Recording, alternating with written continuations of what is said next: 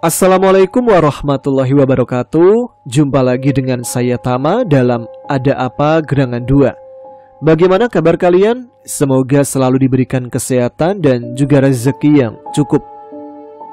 Kali ini kita akan lanjutkan kembali kelanjutan cerita Mbah Riono dan juga kakaknya Mbah Andri, yang pada episode kali ini akan menyibak semua misteri tentang kematian bapak, kakek, dan segala hal yang menimpa keluarga Riono, yang ternyata disebabkan oleh sebuah santet yang dikirimkan oleh seseorang. Tapi siapa seseorang itu? Nah, kita bisa menyimaknya pada episode kali ini. Siapa tahu sudah ada jawabannya. Oke, langsung saja. Teman-teman, ada apa gerangan? Ceritanya mulai dari sini.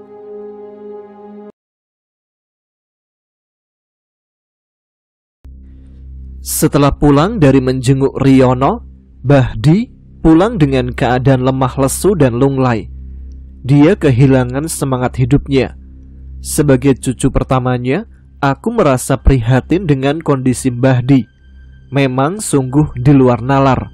Santet demi santet dikirim ke rumahku dalam parcel ekspres yang begitu cepat, singkat, dan padat. Sebenarnya Riono lah yang terkena santet duluan. Sedangkan bapakku yang sebelumnya sakit itu cuma sakit biasa. Namun menjelang dia kembali sehat, santet dikirim lagi dan menyasar pada bapakku. Karena dalam kondisi yang belum stabil, lalu kena santet, bapakku meninggal hanya dalam beberapa hari saja. Sebelum bapakku meninggal, dia selalu muntah barang-barang yang tidak lazim, seperti paku berkarat, kawat duri berkarat, dan gumpalan darah yang sudah menghitam. Sebetulnya, aku melarang teman-teman Riono menjenguk adikku karena ada alasan lain. Selain aku melihat tatapan iri dari adikku pada teman-temannya, aku takut kalau saja ada santet dikirim lagi saat mereka berada di dalam rumahku dan mereka terkena santet juga. Maka dari itulah, aku memutuskan menjadi sosok jahat bagi mereka. Kenapa? Karena aku juga menyayangi mereka, terutama Evi. Dia begitu mirip dengan Eva. Perasaanku kepada Eva masih kuat seperti dulu. Dan gilanya lagi, terkadang aku menganggap Evi adalah Eva. Rasa suka? Tentu saja ada. Aku bukan orang yang munafik. Karena alasan itu juga, aku ingin dia tidak dekat-dekat dengan kami. Sudahlah, masalah santet ini biarkan saja kami saja yang mengalaminya. Saat kematian bapakku, aku bersyukur atas kematiannya. Tapi bukan bersyukur seperti yang kalian kira ya. Aku bersyukur dia meninggal karena dia sudah tidak perlu menderita lagi. Dia terlihat sangat tersiksa setiap saat. Mulai dari dia bangun, dia makan, dia minum, selalu saja muntah sambil mengerang kesakitan. Wajarlah aku bersyukur, iya kan? Mana ada anak yang tega melihat bapaknya menderita seperti itu. Setiap malam setelah kematian bapakku, sehabis tahlilan, selalu saja di kamar Riono terdengar suara tertawa cekikikan sangat pelan, namun terdengar sangat jelas. Aku selalu mengintip ke dalam kamar dia, dan tidak aku dapati sesuatu yang aneh. Riono semakin kurus, semakin pucat, dan perutnya semakin membesar. Dia hanya bisa membuka mulutnya saja tanpa ada suara yang keluar. Pada hari ketujuh, suara tertawa cekikikan terdengar sangat jelas. Waktu itu sudah lebih dari tengah malam. Karena penasaran, aku memutuskan untuk segera pergi ke kamar Riono. Benar saja, di pojok dipan Riono, sosok kuntilanak sedang memandangi adikku itu. Bau anyir darah dan busuk atau bau bangkai sangat kuat tercium dari dalam kamar dia. Tidak ada rasa takut terhadap kuntilanak itu. Langsung saja aku menerjang dia dan ku coba untuk memukulnya. Tapi pukulanku seperti hanya memukul udara kosong. Walaupun aku yakin pukulanku seharusnya telak mengenai kuntilanak itu. "Dia milikku," kata kuntilanak itu. Begitu jelas suaranya. Sumpah, aku tidak mengada-ada.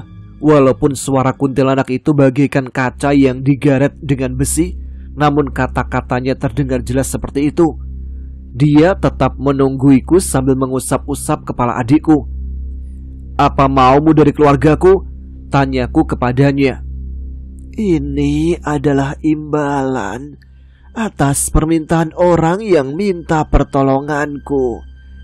Dia minta tolong untuk merebut apa yang dia sebut sebagai haknya," jawab kuntilanak itu. Lalu dia menoleh ke arahku. Amarahku meluap, darahku mengalir sangat cepat ke ujung kepalaku. Wajahku panas, nafasku memburu, emosiku meluap-luap. Namun aku tidak bisa meluapkannya. Saat dia berpaling kepadaku, aku kira wajahnya mengerikan seperti yang aku lihat sebelumnya. Namun aku keliru. Wajahnya seperti orang normal pada umumnya. "Siapa orang itu?" tanyaku saat mata kami saling bertatapan. Dia cuma tersenyum, lalu berbalik lagi memandang Riono. Lalu dia berkata, "Anak ini milikku. Aku akan mengambilnya." "Siapa yang mengirimmu ke sini?" aku bertanya lagi. "Raden Mas."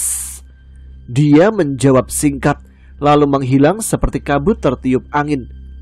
"Raden Mas? Siapa dia? Apa hubungannya dengan keluargaku?" Keesokan paginya, aku bertanya kepada ibuku, apakah dia mengenal nama Raden Mas. Namun ibuku hanya diam saja. Ya wajarlah, dia baru saja kehilangan suami tercintanya. Jadi aku memutuskan untuk bertanya kepada Mbah Di.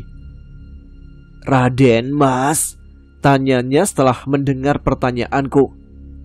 "Aku mengenal nama yang hampir mirip dengan itu. Tapi tunggu, aku ingat-ingat lagi sebentar." Dia mondar-mandir di ruang tamu rumahnya yang peninggalan almarhum majikannya. "Kalau nama lengkapnya?" tanya dia akhirnya. "Cuma itu saja yang dia katakan," jawabku. "Kalau nama lengkap, mungkin aku akan bisa ingat. Tapi kalau cuma Raden Mas, aku kesulitan mengingatnya." Karena aku ada pekerjaan yang tidak bisa ditunda, aku pun berpamitan kepada Mbah Di untuk pulang. Aku menyuruhnya untuk mengingat nama itu. Aku yakin kalau tahu siapa itu Raden Mas, aku pasti bisa membalasnya. Ya, akan aku balas perbuatannya kepada keluargaku. Aku akan menjual jiwaku kepada iblis untuk itu. Aku sudah tidak peduli dengan konsekuensinya. Masa bodoh, aku terlalu marah untuk diredam. Aku terlalu marah untuk memaafkannya. Terlebih setelah bapakku harus meregang nyawa. Raden Mas, siapapun itu, siapapun kamu, tunggu pembalasanku. Akan aku buat kau membayar semuanya. Kamu akan menerima pembalasanku sampai titik darah penghabisan. Namun, kejadian mengejutkan sekali lagi menghampiriku. Santet ternyata menyasar ke rumah Mbah Di. Dia juga disantet oleh Raden Mas. Buktinya, aku gak perlu bukti untuk itu. Bapak dan adikku sudah meyakinkan aku siapa pelakunya. Karena pengakuan dari kuntilanak itu. Kalian heran kalau aku percaya dengan kuntilanak? Bodoh amat, aku sudah gelap mata waktu itu. Dendamku sudah tidak bisa dipadamkan. Sebelum Mbah Di meninggal, dia membuat surat wasiat yang berisikan 1. Rumah itu diwariskan kepada mantan pegawai Mark Johnson yang lain beserta seisinya, tanpa terkecuali, seperti yang sudah diwasiatkan oleh mendiang Mark Johnson sendiri kepadanya. 2. Rumah yang berada di bawah lembah diwariskan kepadaku dan Riono, walaupun lembah itu sudah terendam oleh banjir yang belum surut. Yang ketiga, dia minta dikebumikan di dekat makam anaknya, Ngateno Haryanto. Dia menyerahkan surat wasiat itu kepada Pak Rawi yang seorang kepala desa. Aku sama sekali tidak pernah membacanya sendiri sampai saat ini. Dan kami juga tidak sempat membicarakan kelanjutan siapa sebenarnya si Raden Mas itu. Namun aku yakin dia sebenarnya sudah ingat dan sudah tahu siapa gerangan tersebut. Tapi dia tetap diam sampai Mbah Di meninggal. Awalnya ibuku hari demi hari hanya diam, hanya berbicara sedikit dan semakin jarang makan. Dia semakin kurus. Akan tetapi setelah dia melihat adikku mulai bisa berjalan sendiri, ibuku mulai semangat lagi dan mulai ceria. Dan hari demi hari itu juga teror kuntilanak semakin menjadi-jadi. Penampakan yang paling seram mungkin dialami oleh Dika, salah satu teman Riono. Dia dan keluarganya sampai memutuskan untuk pindah ke rumahnya yang lama. Ternyata aku salah. Di waktu yang hampir bersamaan, teror kuntilanak itu juga menyasar semua penduduk kampung Baan ini. Bahkan penduduk baru pun tidak luput dari perhatian kuntilanak itu. Tapi dengan kemarahan yang meluap, aku sama sekali tidak takut lagi dengan kuntilanak. Yang ada adalah nafsu membunuh setiap kali ketemu dia. Tapi bagaimana caranya? Mungkin ini nih, gara-gara aku menyuruh Udin, Angga, Dika, dan Evi untuk menjaga jarak dengan Riono. Kini walaupun adikku sudah sembuh dan mulai bisa berjalan sendiri, mereka sama sekali tidak pernah menjenguk adikku lagi, bahkan menghindari adikku. Setiap melihatku, mereka selalu menunduk ketakutan. Setiap aku menyapa mereka, mereka langsung buru-buru meninggalkan aku. Sial, aku harus minta maaf pada mereka, apapun yang terjadi. Karena itu pada suatu malam, beberapa hari setelah Dika dan keluarganya pindah, aku mendapati mereka sedang menyalakan api unggun di sudut lapangan Baan dekat dengan rimbunan pohon teh-tehan. Mereka tidak melihatku, aku menghampirinya. Mungkin gara-gara aku yang memaksa Riono untuk melakukan ritual jalangkung, dia jadi seperti itu. Dan juga kuntilanak itu pasti datang karena kita mengundangnya, kata Evi, bagikan disambar petir di malam hari. Aku benar-benar tidak percaya dengan apa yang baru saja Evi katakan. Jalangkung? Mengundang kuntilanak? Aku mau menyerbu ke arah mereka, tapi aku teringat oleh kata-kata kuntilanak itu. Dia bilang sendiri kalau dia dikirim oleh seseorang yang bernama Raden Mas. Aku pun mengurungkan niatku.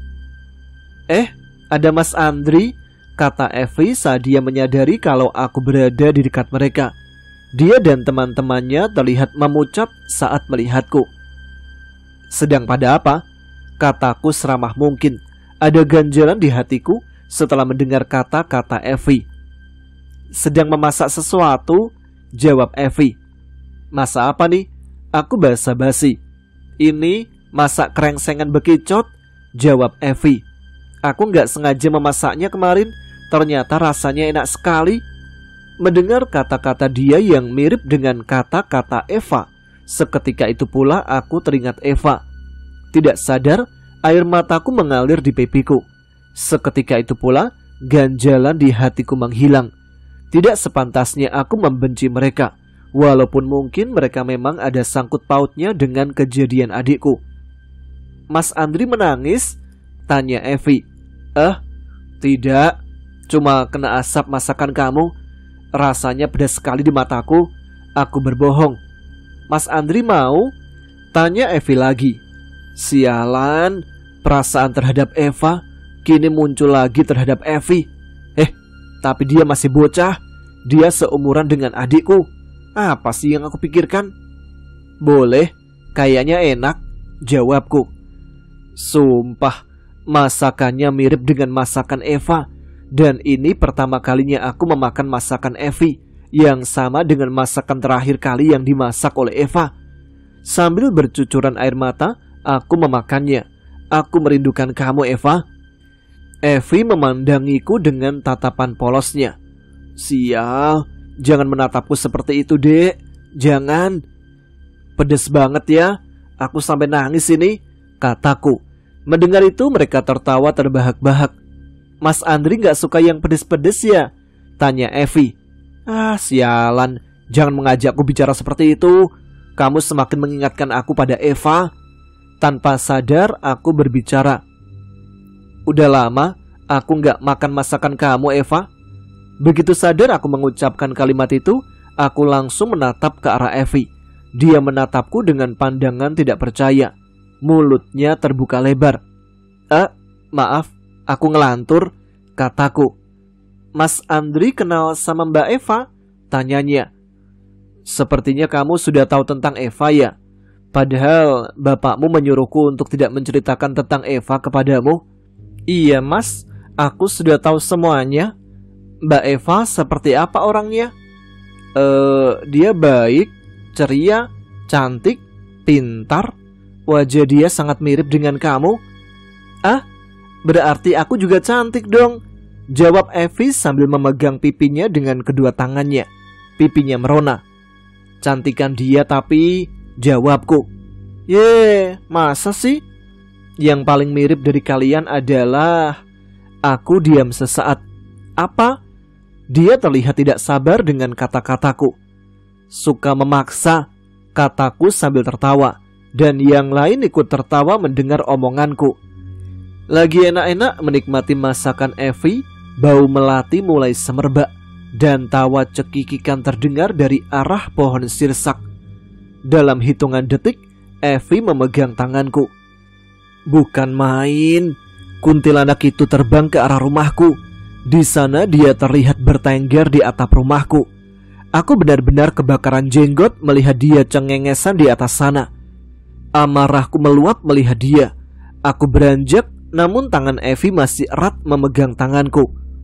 Setelah ini, kataku kepada teman-teman Riono, kalian harus katakan sejujurnya kepadaku semua tentang kuntilanak itu.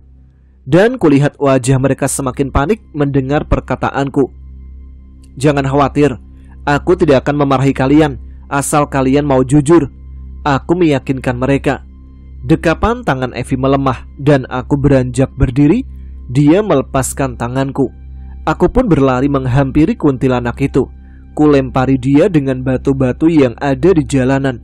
Namun dia cuma tertawa cekikikan. Apa maumu? Kau sudah ngambil kakek dan bapakku. Apa masih kurang? Kataku ke kuntilanak itu. Tinggal satu lagi. Aku menginginkan adikmu, jawab kuntilanak itu. Jangan main-main. Lalu, kau bisa apa, Andri? Jawab kuntilanak itu sambil turun dari atap rumahku. Dia melayang di udara dan turun dengan gerakan perlahan. Aku mengambil salah satu balok kayu di dekatku. Begitu dia menyentuh tanah, aku langsung menerjang kuntilanak itu. Dan aku ayunkan balok kayu itu sekuat tenaga ke arah kuntilanak itu. Pukulanku seolah menembus angin, seperti aku memukul dia saat di dalam kamar adikku. Setelah seranganku tidak mempan terhadapnya, dia langsung tertawa cekikikan dengan nada tinggi. Suara tawanya sangat memekakkan telinga. Telingaku berdenging, berdenyut-denyut, pusing, semuanya berputar-putar. Aku pun tersungkur di tanah. Teriakan anak-anak di belakangku sepertinya mengundang perhatian orang lain. Kini Ustadz Fatur Rahman menuju kami. Dia membaca doa pengusir setan, ayat kursi. Allahu la ilaha illa wal hayyul qayyum. Seterusnya dan seterusnya. Kuntilanak itu teriak kepanasan sambil menggeliat-geliat di atas tanah saat mendengar Ustadz Fatur Rahman membacakan ayat kursi itu. Angga yang bisa mengaji lalu turut melantunkan ayat-ayat itu di sebelah Ustadz Fatur Rahman. Kuntilanak itu semakin menggeliat kepanasan. Tak disangka, di sela-sela teriakannya, kuntilanak itu terbang ke arah rumahku lagi. Dia menembus pintu depan rumahku begitu saja. Beberapa saat kemudian, atap rumahku meledak berhamburan keluar. Kuntilanak itu terbang dari dalam rumahku. Dan pemandangan yang dia buat membuatku sungguh tak percaya. Dia menggendong adikku, Riono. Sambil tertawa-tawa, dia terbang menjauh. Aku cuma bisa mangap saja. Tubuhku terlalu kaku untuk bergerak. Allahu Akbar. Ustadz Fatur Rahman meneriakkan takbir, lalu melemparkan sorban putihnya ke arah kuntilanak itu. Ledakan terjadi lagi saat sorban putihnya mengenai tubuh kuntilanak. Kuntilanak itu lenyap, hilang tanpa jejak, lenyap bersama adikku. Beberapa saat kemudian, aku baru bisa berteriak sekencang-kencangnya. Tubuhku seolah bergerak sendiri dan Ustadz Faturrahman memegangiku. Warga Baan telah berdatangan. Mereka membantu Ustadz Faturrahman memegangiku yang mulai kewalahan. Malam itu juga dilakukan pencarian Riono di seluruh Mulyorejo. Seperti halnya kalau ada anak kecil diculik wewe gombel, orang-orang desa menabuh peralatan masak untuk memancingnya keluar. Tapi dia kuntilanak, bukan wewe gombel. Jadi hal itu tidak menghasilkan apa-apa. Ibuku terlalu syok. Dia langsung pingsan mendengar kabar Riono diculik oleh kuntilanak. Sampai pagi hari dia belum siuman. Sedangkan aku tidak bisa tidur sama sekali. Warga desa menghentikan pencarian sebelum subuh. Sedangkan aku tetap mencari keberadaan adikku sampai hari mulai cerah. Aku tertidur di gubuk tengah sawah di perbatasan desa Mulyorejo dan desa Wagir, tidak jauh dari tanggul kedua, dan terbangun saat hari sudah mulai gelap lagi. Luar biasa, aku tidur sangat lelap, sedangkan adikku masih belum bisa ditemukan. Aku mencari tanaman yang bisa dimakan mentah-mentah untuk memulihkan tenaga, dan kembali mencari keberadaan adikku lagi. Hari bertambah gelap, aku kesulitan untuk melihat. Jadi aku memutuskan untuk pulang dulu untuk mengambil obor. Di pintu gerbang Baan tidak ada yang menjaga sama sekali. Aku mulai khawatir, apakah terjadi sesuatu lagi? Aku berjalan gontai menuju rumah. Di depan rumahku ramai sekali orang-orang yang berkumpul. "Dari mana saja kamu?" tanya Pak Santoso saat melihatku. Matanya penuh amarah. "Aku mencari adikku. Aku mau mengambil obor dan kembali mencari dia lagi," jawabku. "Cepat pulang dan lihat sendiri ada apa di sana," katanya lagi. Karena sudah capek dan pikiranku penuh emosi, aku berlalu begitu saja, menerobos kerumunan orang di depan rumahku. Saat masuk ke dalam rumah, banyak ibu-ibu sedang menangis dan duduk bersila di depan sebuah dipan. Di atas dipan ada sosok terbaring dan ditutupi oleh kain jari, kain batik untuk menutup jenazah, dan bau bunga 7 rupa tercium. Di antara bau bunga itu tercium juga bau minyak serimpi, ya, minyak wangi untuk orang mati. Dari situ aku mulai merasakan ketakutan yang tiada tara. Dadaku sesak, nafasku memburu, keringat bercucuran deras di sekujur tubuhku. "Ibumu meninggal." Kata-kata itulah yang terakhir kali aku dengar sebelum semuanya menjadi gelap. Aku tidak tahu siapa yang mengatakan. Aku pingsan, ketakutan yang paling tidak aku inginkan ternyata benar terjadi. Semua orang yang aku sayangi pergi meninggalkanku sendirian satu demi satu. Ya Tuhan, ini cuma mimpi kan? Ini tidak nyata kan? Kenapa kau begitu kejam kepadaku Tuhan? Kenapa engkau mengambil semua orang yang aku sayangi? Oh Tuhan, sungguh amat berat cobaanmu. Aku tidak sanggup lagi menahan semuanya. Ya Tuhan, ampunilah hamba-Mu ini. Tolong, jangan biarkan aku tenggelam dalam kegelapan ini. Pemakaman dilakukan tanpa menunggu aku siuman. Ustadz Faturrahman menyuruh warga untuk segera menguburkan jenazah ibuku secepatnya. Aku siuman keesokan harinya. Suasana rumah masih ramai oleh warga setempat. Mereka tidak ada yang pulang. Mereka menginap dan tidur di lapangan Baan. Kenapa? Ada apa? Apa yang terjadi? Apa yang sudah aku lewatkan selama aku pingsan? Tentunya selain acara pemakaman ibuku. Saat aku mencoba bangun, kepalaku seperti berputar hebat. Aku langsung terjatuh lagi dan muntah-muntah hebat. Melihat itu, Evi menghampiriku. Dia menyeka wajahku yang penuh dengan muntahanku. "Kamu jangan berdiri dulu, istirahat saja," katanya. Aku tidak berani membuka mataku, karena setiap membuka mata, suasana langsung berputar hebat. "Iya, maaf merepotkan kalian." Lalu aku tertidur lagi. Suasana sudah gelap, lampu templek sudah menyala di kamarku. Seseorang telah memindahkan aku yang tadinya pingsan di ruang tamu. Sekarang sudah di dalam kamar. Ibu-ibu tetangga pada sibuk saat aku keluar kamar. Mereka menanyakan kabarku. Aku menjawab sudah baikan. Setiap ibu-ibu, siapapun, mereka menanyakan hal yang sama. Dan jawabanku selalu sama. Mas Andri belum makan apapun dari kemarin kan? Evi melihatku sedang duduk sila di ruang tamu. Aku ambilkan makanan ya. Masih banyak kok sisa tahlilan tadi. Oh, jadi aku melewatkan 2 tahlilan kematian ibuku. Sungguh durhaka aku. Iya, terima kasih, jawabku. Dan dia dengan semangat 4-5-nya mengambilkan makanan untukku.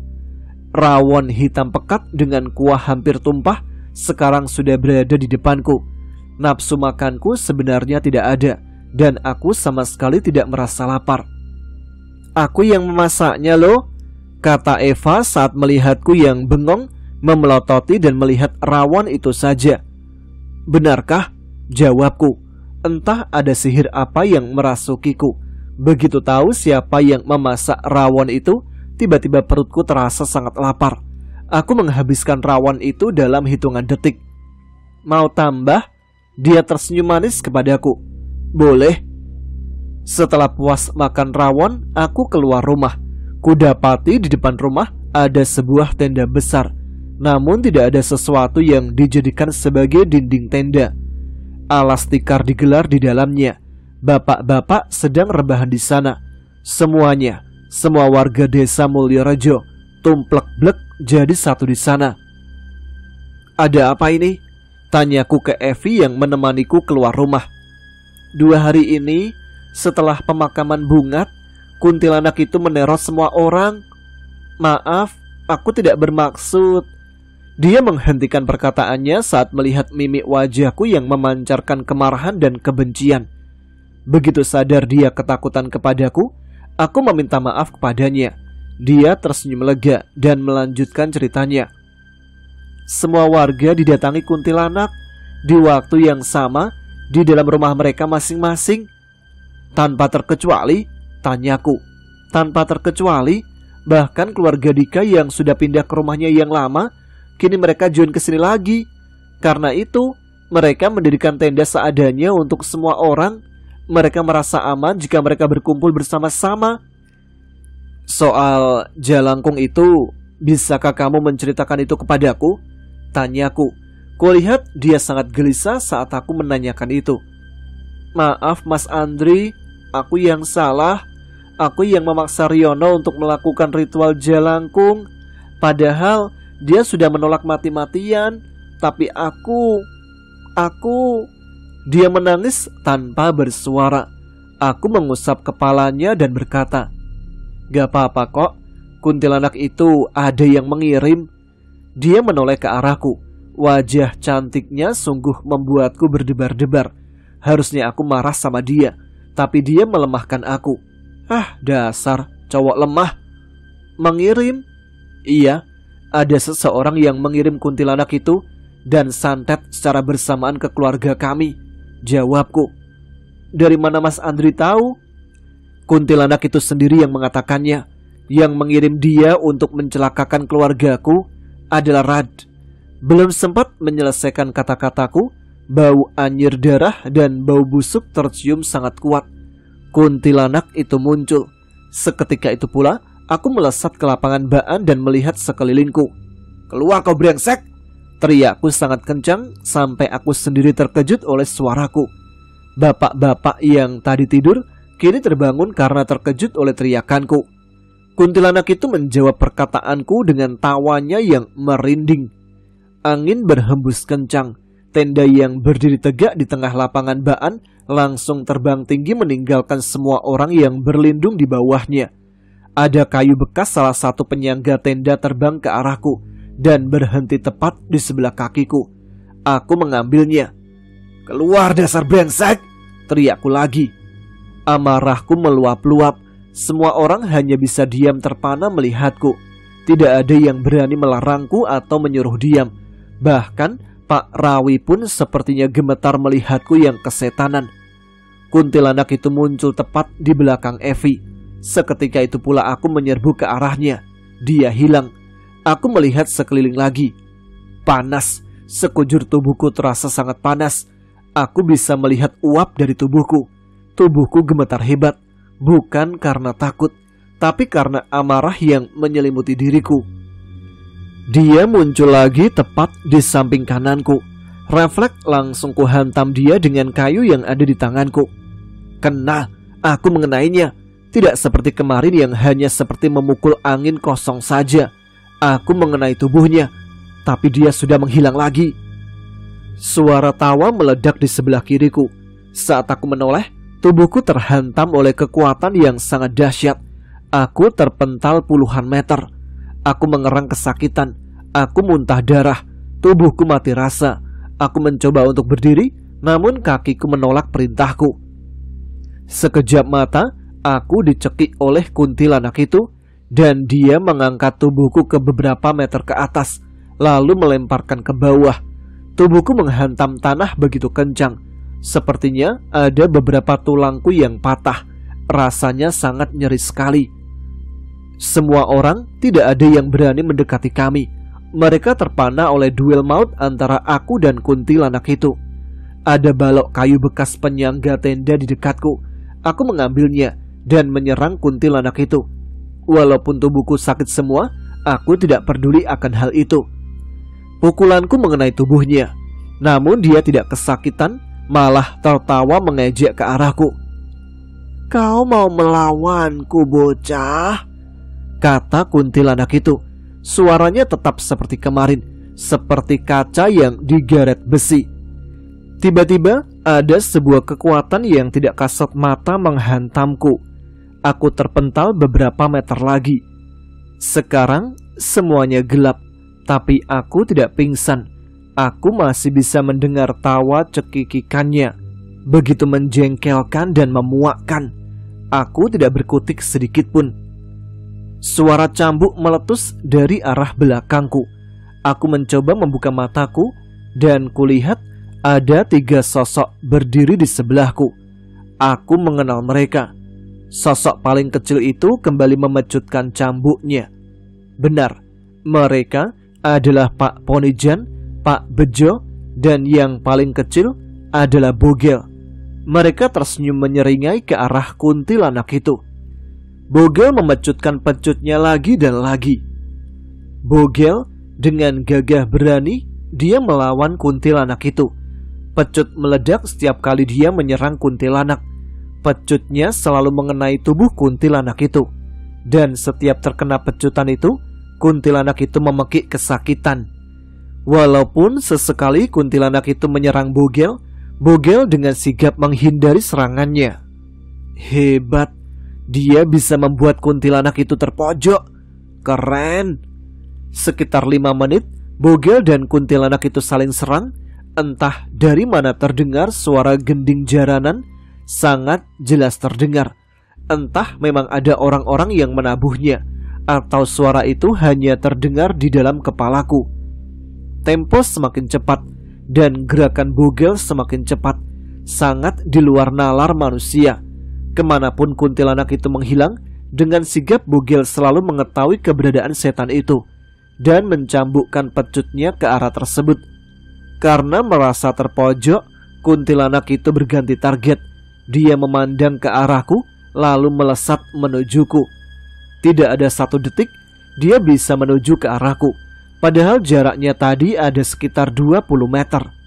Namun, pecut Bogel kini meledak dan mengikat kuntilanak itu. Kuntilanak itu mengerang kesakitan sambil meronta-ronta sekuat tenaga.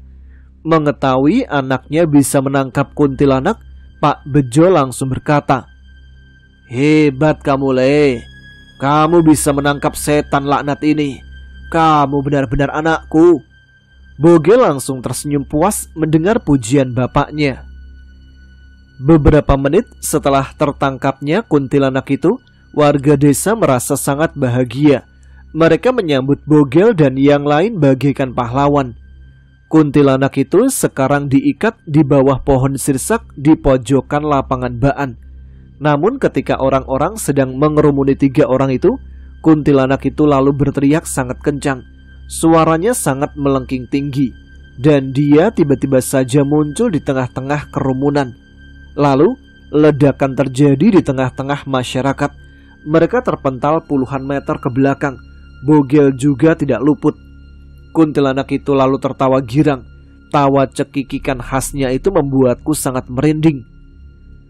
"Kamu pikir dengan begitu saja sudah bisa menangkapku, bocah?" kata kuntilanak itu kepada Bogel. "Masih terlalu cepat 100 tahun.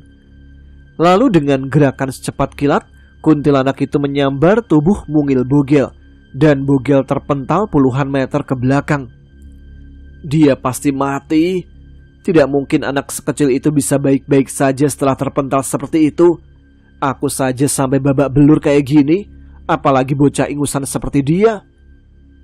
"Hehe, lumayan juga seranganmu," kata Bogel sambil kembali berdiri. "Mustahil, mana mungkin bisa terjadi. Bogel terpental oleh serangan kuntilanak itu, dan dia baik-baik saja, bahkan tidak terluka sedikit pun." Kulihat Bogel merapalkan jampi-jampi. Lalu dia menerjang ke arah kuntilanak itu dan memecutkan pecutnya ke arah kuntilanak itu.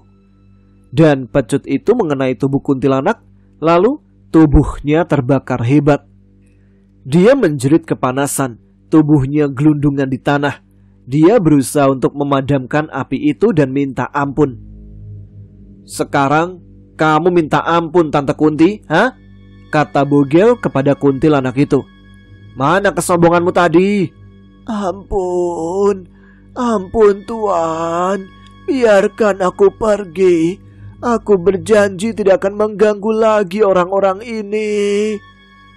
Aku baru mau mengatakan kembalikan adikku, tiba-tiba saja kuntilanak itu menerkam tubuh Bogel. Bogel tidak menyangkanya, karena dia barusan sudah benar-benar menang atas kuntilanak itu. Si Kunti tertawa, langsung membawa Bogel terbang. Bogel melayang di udara berusaha melepaskan dirinya. Sialan, kuntilanak itu mau menculik anak lain lagi. Apa yang harus aku lakukan? Tabuh gending jaranan semakin kencang. Benar, suara itu terdengar hanya di kepalaku saja. Suara itu tidak nyata. Semakin cepat tempo gending, semakin cepat pula putaran di kepalaku. Aku benar-benar mual dibuatnya.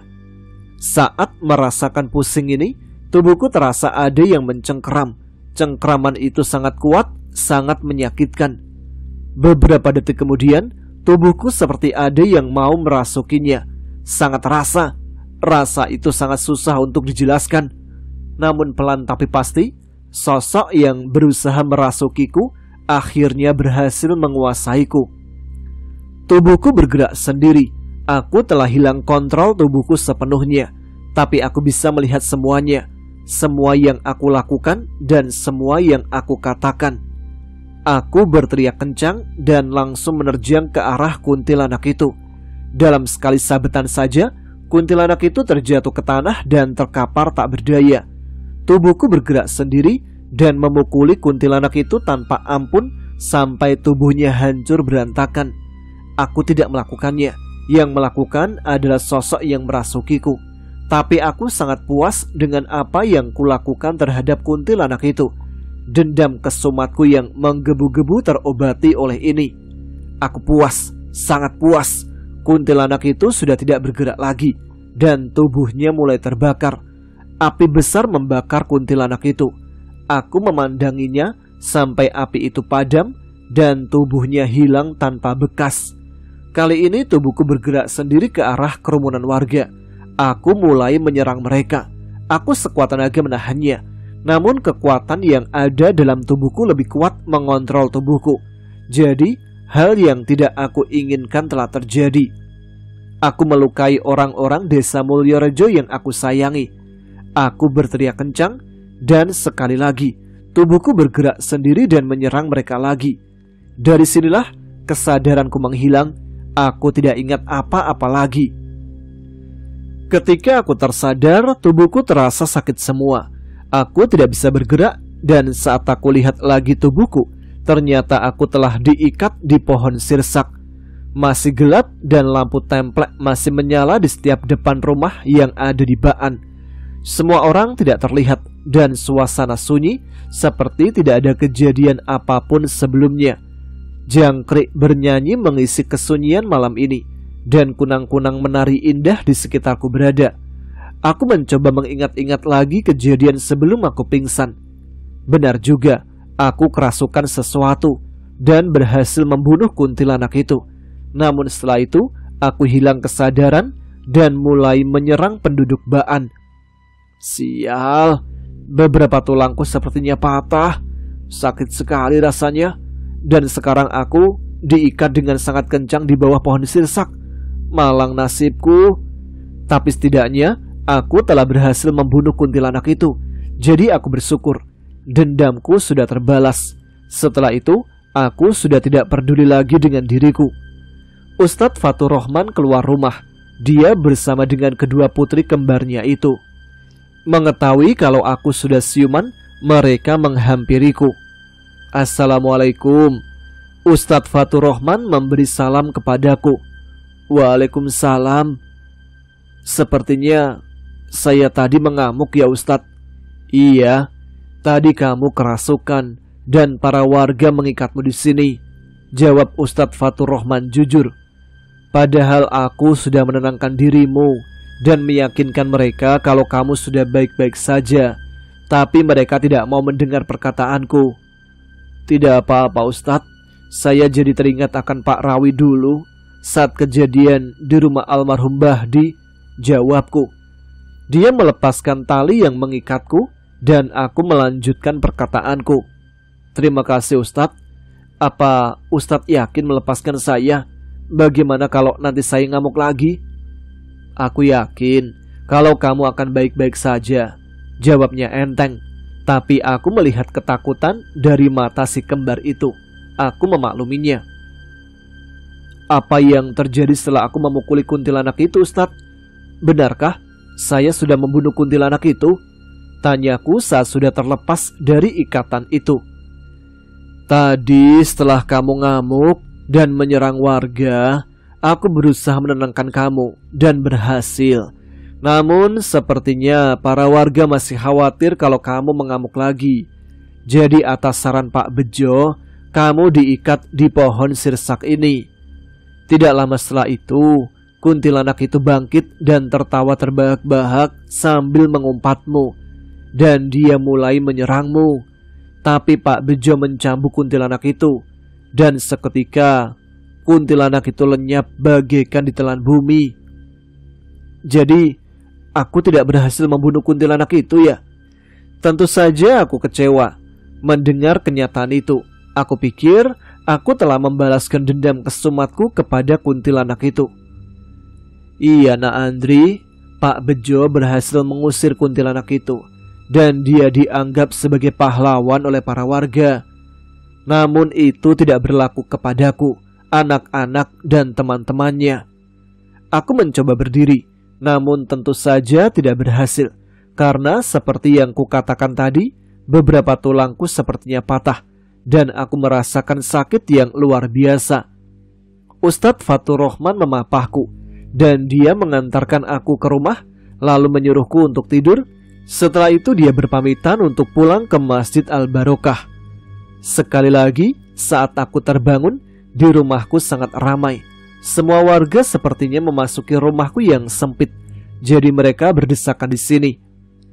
Benar, usir dia dari kampung ini. Salah satu warga meneriakkan kalimat itu. Benar, dia berbahaya. Bisa-bisanya dia menyerang kita tadi malam, kata yang satunya lagi.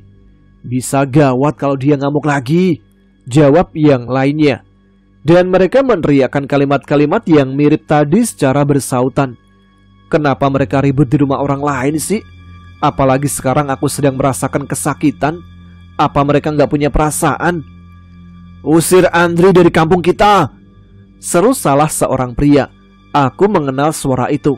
Itu suara Pak Jatmiko, bapaknya Udin. Ya, usir, jawab mereka kompak. Rumahku yang kecil ini bergetar hebat saat mereka meneriakkan kata-kata itu. Seseorang menyerbu ke kamarku. Dia Pak Rawi. Matanya merah, seolah-olah menahan amarah. Lalu berkata, Dengan berat hati Nak Andri, kami mengusirmu dari desa Mulyorejo. Seperti disambar petir di siang hari. Aku tercengang. Apa maksudnya ini? Bisa-bisanya dia mengusirku begitu saja. Apa alasannya, Pak? Aku bertanya kepadanya. Kamu telah membahayakan para warga, dan mereka atas usul Pak Bejo setuju untuk mengusirmu dari sini. Mereka takut kalau kamu mengamuk lagi dan menyerang mereka, jawab Pak Rawi panjang lebar. Selesai dia berbicara begitu, orang-orang meringsek masuk ke kamarku. Mereka mengacung-acungkan senjata mereka kepadaku. Tentu saja aku tidak percaya akan hal ini. Kenapa? Apa alasannya? Apakah gara-gara aku kesurupan kemarin malam? Hanya itu? Bukankah Pak Rawi juga pernah kesurupan juga dan membahayakan mereka juga? Lalu, saat bencana hujan badai dan banjir bandang setahun yang lalu, mereka ditolong oleh Mbah Dikan, kakek kandungku. Apa mereka lupa? Aku memprotes dengan kata-kata itu. Namun mereka menjawab, ini dan itu berbeda cerita, teriak salah seorang dari arah belakang mereka. Aku tidak tahu siapa dia, karena dia tersembunyi oleh kerumunan warga. Benar-benar, mereka kompak membenarkan ucapan orang itu. Karena keadaan sudah sangat tidak kondusif, aku mengalah. Iya, minggir kalian, berikan aku jalan. Aku akan pergi sekarang. Wuh! Mereka berseru saat aku tertatih-tatih berjalan melewati mereka. Di balik kerumunan itu, sekilas aku melihat Pak Bejo. Dia tersenyum puas melihatku tertunduk lesu meninggalkan rumahku. Aku berhenti sejenak dan berbicara pada mereka. Setidaknya, biarkan aku mengemasi baju-bajuku dulu. Dengan saran dari Pak Rawi, mereka pun mengizinkan aku mengemasi barang-barang yang aku anggap berharga. Saat aku mulai mengemasi barang-barang di kamar bapak ibuku, aku menemukan beberapa puluh ribu rupiah dan beberapa emas di salah satu sudut lemari pakaian mereka. Sialan mereka, untung aku punya pikiran untuk mengemasi barang-barangku. Kalau tidak, perhiasan dan uang ini bakal mereka jarah. Aku menuju ke belakang rumah, mau mengambil air untuk cuci muka. Ya, setidaknya aku terlihat sedikit ganteng lah saat meninggalkan rumahku. Perlu kalian ketahui, rumah dibaan berjejer dan menghadap ke arah yang sama. Otomatis kalau mereka mau menjemur pakaian, kita bisa tahu apa saja yang mereka jemur, karena begitu dekatnya jarak antar rumah. Dari arah belakang rumah Pak Rawi, kulihat Bogel sedang mengendap-endap di pekarangan rumah Pak Rawi, dan dia menuju ke arah jemuran keluarganya. Bogel sepertinya tidak menyadari akan kehadiranku, karena aku cukup tersembunyi dari pandangannya. Tapi aku bisa melihat dengan jelas ke arahnya. Dia mencuri salah satu jemuran, tapi aku tidak bisa melihat dengan jelas apa yang dia curi. Karena kejadian tadi dan pengusiranku yang dilakukan oleh Pak Rawi, aku jadi membiarkannya. Apalagi tubuhku sangat susah untuk digerakkan. Jadi, masa bodohlah, aku tidak peduli. Aku masih muak dengan mereka. Mereka tidak tahu terima kasih sama sekali pada keluargaku. Aku mencuci muka dan keluar rumah untuk selamanya. Aku menuju rumah Bahdi di desa Tebuk Utara melewati pematang sawah. Dengan perjuangan ekstra keras, aku menuju rumah Bahdi dan sesampainya di sana, aku mendapati rumah itu sudah penuh debu. Sepertinya butuh tenaga ekstra lagi untuk membersihkan rumah ini sendirian. Ah, bodoh lah, lebih baik aku istirahat. Badanku masih belum bisa diajak kompromi. Aku menuju ke kamar utama, kamar yang dulu dipakai oleh kakek nenekku. Kamar itu lumayan luas. Aku membersihkan debu yang ada di atas ranjang dan berbaring di atasnya. Empuk banget kasur ini. Dan dalam sekejap mata aku terlelap. Dalam mimpiku aku mengetahui kalau itu mimpi, karena aku merasakan kalau yang aku alami ini sangat tidak nyata. Kenapa? Karena sekarang aku berada di sebuah tempat yang sama sekali tidak aku kenali. Bukan di dalam ruangan, tapi berada di suatu tempat yang lumayan luas. Langit sudah gelap dan cahaya bulan bersinar terang. Tapi sinarnya bukan putih keperakan seperti layaknya cahaya bulan yang selama ini aku ketahui. Cahaya bulan itu berwarna ungu kehitaman. Jadi suasana sangat terasa mencekam. Karena itulah aku menyadari kalau ini cuma mimpi. Kulihat sekelilingku, pohon-pohon berdiri tegak di sana sini. Gersang tidak memiliki daun sama sekali, semuanya. Kelelawar terbang ke sana kemari dan suara burung dares atau burung hantu terdengar saut menyaut di kejauhan. Kali ini suara burung gagak yang berbunyi sangat dekat sekali denganku. Aku menoleh ke arahnya. Mata gagak itu sehitam bulunya. Paruhnya yang mengkilap memberikan suatu ancaman kepadaku yang membuatku bergidik ngeri. Gagak itu kembali bersuara berkali-kali seolah dia sedang berbicara kepadaku. Aku gak ngerti maksudmu, gagak kecil. Sungguh ajaib, gagak itu menjawab perkataanku. Siapa kamu, anak muda? Mendengar jawaban dan kakakan gagak itu, aku terhenyak kaget dan tanpa sadar aku melompat ke belakang. Jangan takut, anak muda. Siapa kamu? Ini di mana? Tanyaku sambil gemetar hebat. Ini cuma mimpi saja kan? Ikuti aku, anak muda, kalau kamu menginginkan jawabanmu. Lalu gagak itu terbang menjauh dan aku mengejarnya. Dia bertengger di atas sebuah pohon beringin. Kali ini aku mengenali tempat itu. Benar, ini di desa Mulyorejo. Aku mengetahui dari pohon beringin itu. Dan pohon beringin itu sama persis dengan yang aku kenal. Tapi suasananya saja yang berbeda. Maklum, ini di alam mimpiku saja. Kenapa kamu mengajakku ke sini, gagak kecil? Tanyaku. Tapi dia tidak menjawab pertanyaanku. Dia hanya memandangku dengan matanya yang hitam legam. Saat aku berkedip sekali, aku dibuat kaget setengah mati. Karena di tempat gagak itu bertengger, kini tiba-tiba saja muncul sosok hitam legam sedang berdiri di sana. Matanya merah menyala, gigi taringnya panjang-panjang, dan badannya dipenuhi oleh bulu hitam legam. Badannya sangat kekar. Sosok itu genderuwo. Apakah kamu menginginkan kekuatan? Tanya genderuwo itu. Karena aku yakin ini cuma mimpi, jadi aku menjawab, iya, aku menginginkan kekuatan. Sebagai imbalannya, kalau kamu mati, kamu akan menjadi budakku selamanya. Ya, aku bersedia. Tanpa pikir panjang, aku menjawab perkataan itu. Baiklah, sampai di sini dulu cerita dari Mas Andri, kakak dari Riono, yang sepertinya memang sedang menghadapi ujian besar. Tapi hebat juga ya, Mas Andri ini kuat menghadapi cobaan yang dialaminya ya. Ditinggal oleh bapaknya, kemudian kakeknya, lalu menyusul ibunya, dan adiknya menghilang gak tahu kemana. Dan terus sekarang diusir dari desa. Tapi kalian kepikir gak sih siapa dalang dibalik kejadian semua ini? Tuliskan di kolom komentar pendapat kalian. Baiklah, kita akan jumpa lagi di episode selanjutnya dengan kelanjutan cerita dari Mas Andri yang tampaknya belum selesai menemukan Riono adiknya itu. Terima kasih untuk teman-teman Adapa Gerangan yang sudah selalu menyimak. Terima kasih atas support kalian, dan sekarang saya harus pamit. Kita jumpa lagi di episode selanjutnya. Tetap semangat ya. Jaga selalu kesehatan. Wassalamualaikum warahmatullahi wabarakatuh.